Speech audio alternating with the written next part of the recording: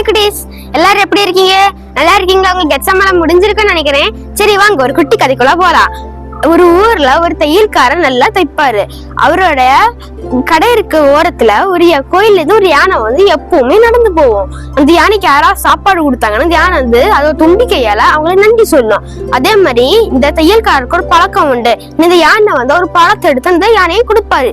அவர் இதே மாதிரி நன்றியை வாங்குவாரு.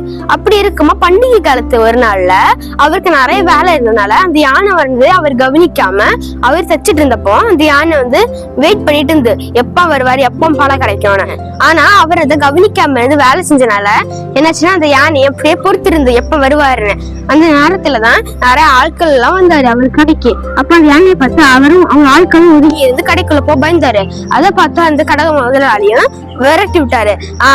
போன அதுவும் கேட்காம இருந்து விரட்டி விட்ட படவோ போவாம அப்படி நின்றுட்டு இருந்தால அவர் என்ன பண்ணாருன்னா கோவத்துல என்னன்னா அவர் சின்ன ஒரு ஊசி எடுத்து அந்த யானைக்கு தும்பி கையில அது அவர் குத்தினாரு.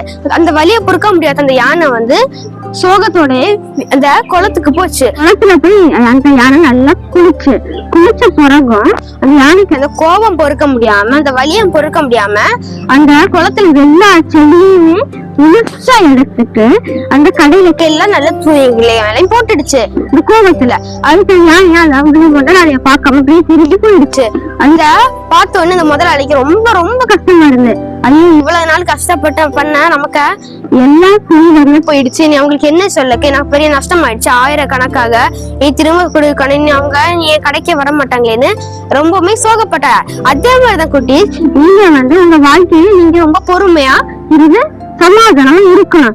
ஏன்னா துணிக்காரருக்கு கிடைச்ச அதே கஷ்டம் தான் உங்களுக்கு வரும். உங்களுக்கு பொறுமை இல்லாம சமாதானம் இல்லாம இருந்தீங்கன்னா உங்களுக்கு இதே மாதிரி கஷ்டம் ஏற்படும். அதனால இந்த கதையில சொன்ன மாதிரி நீங்களும் இருக்கணும். பாய், அடுத்த வீடியோ இருக்கலாம். இந்த வீடியோ பிடிச்சிருந்தா லைக் பண்ணுங்க, ஷேர் பண்ணுங்க, சப்ஸ்கிரைப் பண்ணுங்க, கமெண்ட் பண்ணுங்க.